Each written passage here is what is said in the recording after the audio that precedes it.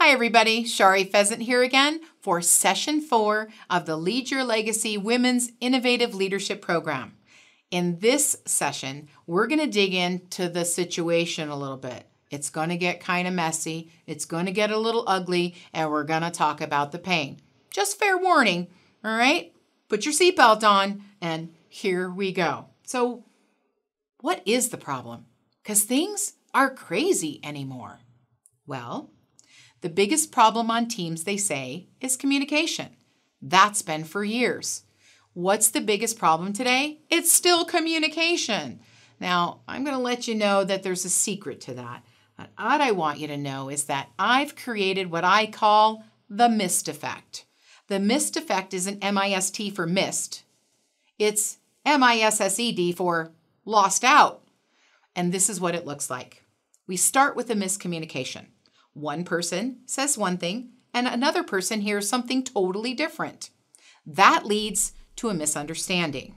And that's where butt gets hurt. I mean, your butt gets hurt. Your feelings get hurt. You get butt hurt. Because how could they call my work terrible? And they didn't really say that. They just said it needs some tweaking, some fine-tuning, right? But we take it personal because we've worked really hard to get it done. That misunderstanding leads to a misdirected team. Because when you misunderstand, fine, I'm going to go in and switch it, and then you take 5 hours to switch it all around, and when you get back to the person, they said, oh, I just thought you needed to change slide 5 and 7. What? So that misdirected team leads to a missed opportunity, right? You lose opportunity for time to get something else done, to complete it, whatever that is. And that missed opportunity every single time leads to missed profit in the business. And what's a business's number one responsibility in this world? Can't hear you. Louder. It's to make money. Now, I know that sounds superficial, but let's face it, if a business isn't making money, we're closing down and you don't have a job. So a business's number one responsibility is, you're right, to make money. Thank you for saying it. I heard you, okay? And so you have to make sure that there isn't cracked communication going on. That's the biggest hurdle for teams because you're going to get right into missed profit, even from that cracked communication. So let's talk about something that's important. In your communication, we have to start digging deeper. Stop talking about the shallow stuff. We need to get into the why. Now, if you know Simon Sinek, I love him. I've been following him for years before he was popular, by the way. And what I love about him is he digs into the why. He has a couple great books out there. If you look below, you'll see the names. Please tap in and purchase that for yourself. Simon Sinek has a great talk that he does where he talks about the Wright brothers and Sir Langley Piedmont, something like that.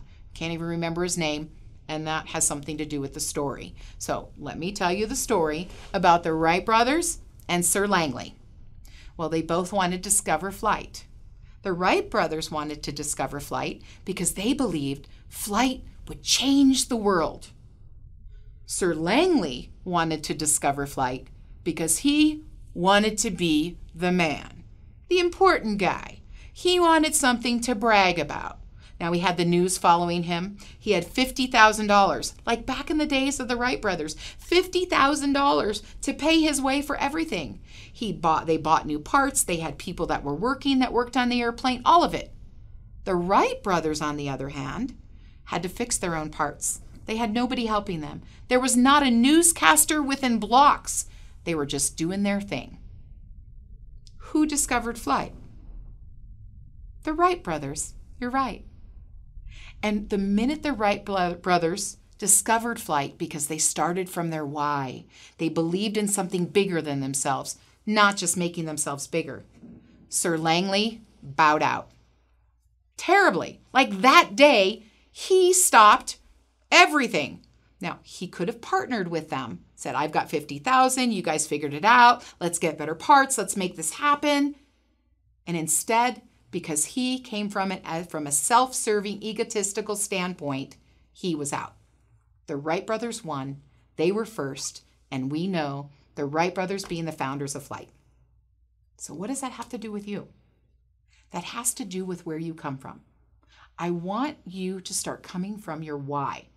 And do you even know what it is? Like, I know my why is purpose-driven. It's very important for me to have a purpose. It's efficiency-driven. I love efficiency. I'm very objective. I'm very receptive. So instead of old ideas that make people happy, I'm looking for something new that functions. You'll learn more about that in another session. So keep going along in this course because there's some great things for you to learn from. So what's the circle on the screen for? All right. This has to do with the Wright brothers. It also has to do with Apple. Now, how many of you are PC owners? How many of you are Apple owners? Okay. How many of you own both? Now, PC owned the world for a very long time. This crazy company Apple came out and they blew it out of the water. How did that happen? Simon Sinek talks about that. They started with their why. Normally when companies market, they tell you what they have, how it works, and maybe why they're around, if you're still listening. Apple did it different. Apple starts with the center of the circle, with the why. We're different. We're looking for people who don't want to be status quo. You want it customized just for you because that helps you get things done better. And we can do that for you.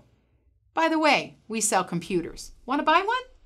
That's a much more interesting way to bring you into a sale once you know what it does for you versus asking you to buy and then talking about what it's going to do for you. Yes?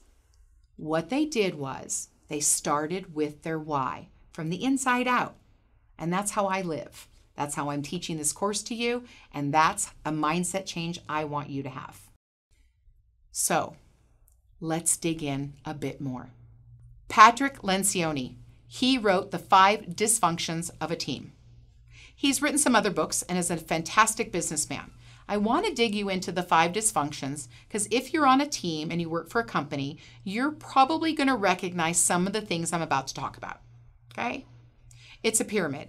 It starts at the bottom, the foundation, and it starts with a lack of truth and vulnerability, which leads to an absence of trust. So let me explain a lack of truth and vulnerability to you. This is when you're afraid to admit mistakes. You're afraid to be vulnerable because you're not quite sure what's going to happen in the culture of your company. You could get fired. You could get yelled at an employee meeting. You may get taken off of an important project, and you don't really know what consequences are. So you're not willing to be vulnerable. You don't trust your environment. What happens when that starts going on is that we start creating artificial harmony. And so we don't want conflict. We're afraid of it. Why do we create artificial harmony? Because if we don't, then we're going to have conflict. And then that goes right back to trust, a lack of trust. So artificial harmony sounds like this.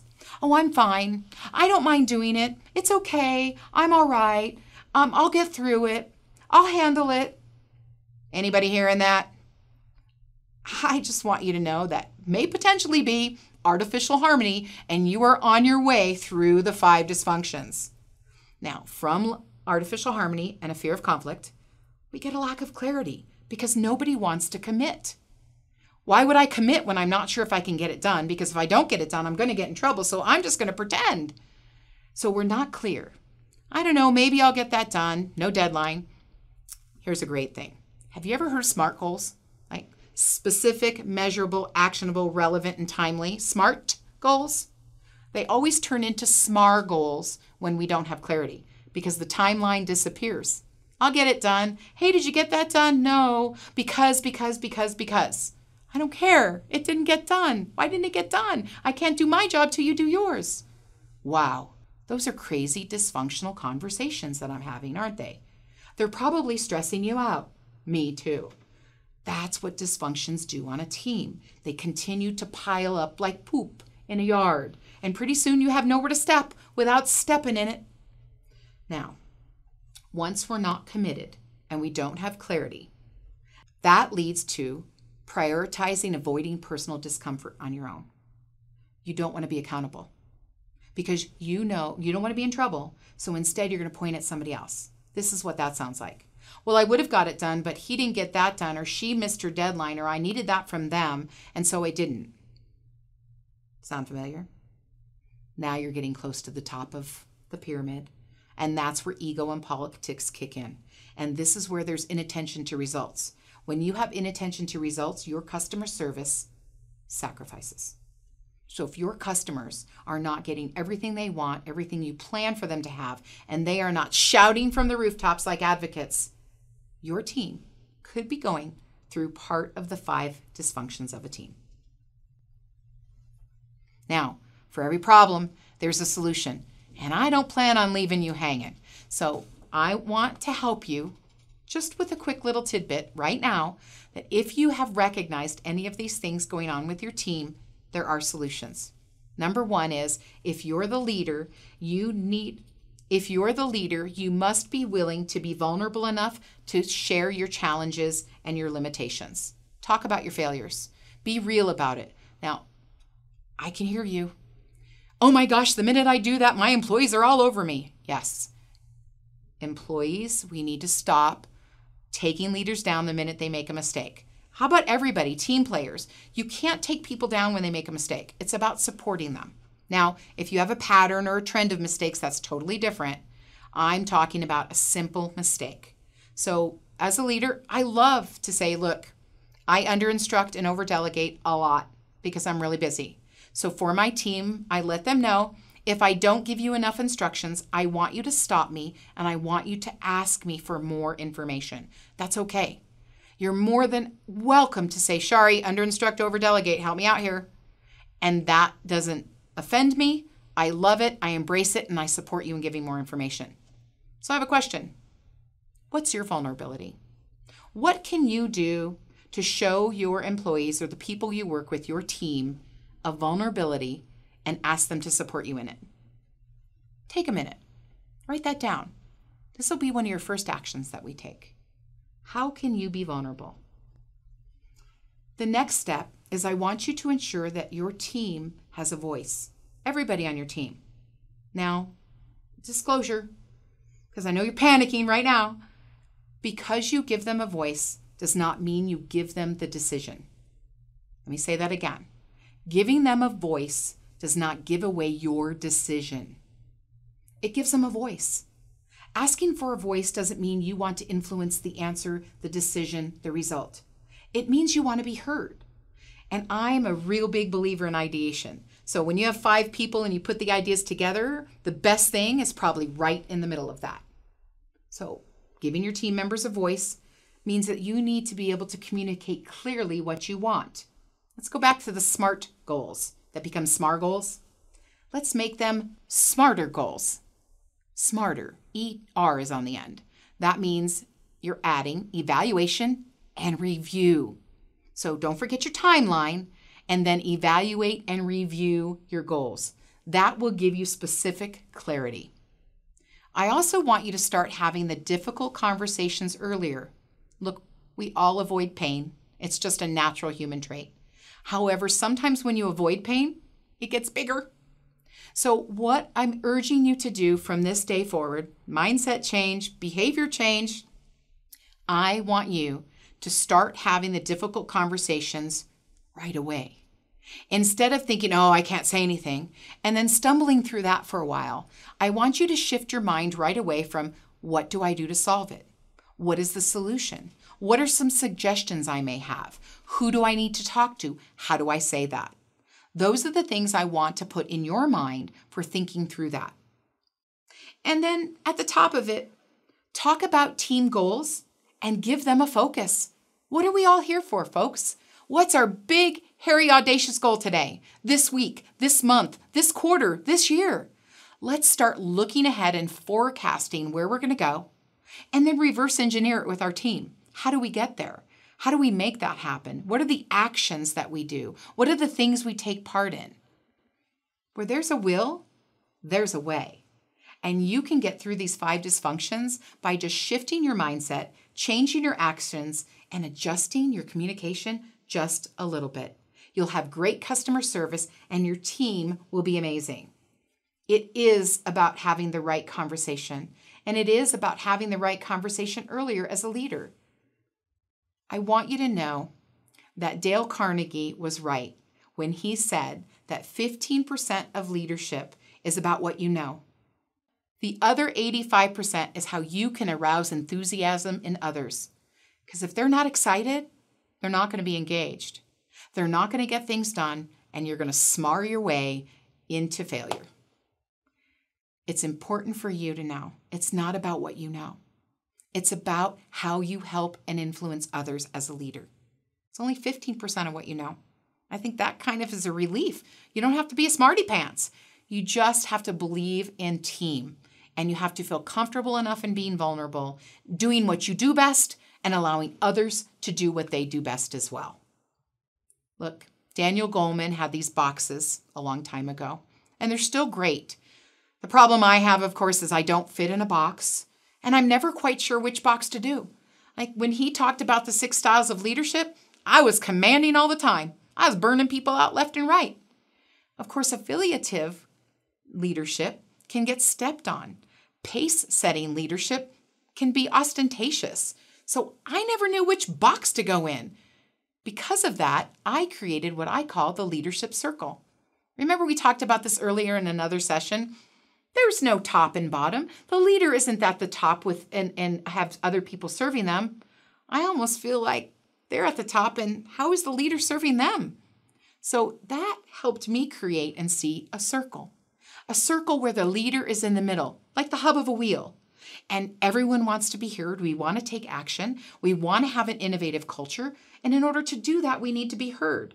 That's what helps us be happy. And when we're happy, we're motivated and inspired. And we'll take action that makes our company better. So I believe in the leadership circle. It's below. You can print it out and put it right up on your wall at work. Thanks for being here. It's been a really deep session, and I want you to know I'm here for you. Play this again if you need to. And hey, email me, message me, and let me know what you think. All right, it's time to dig in. I'll see you on the inside.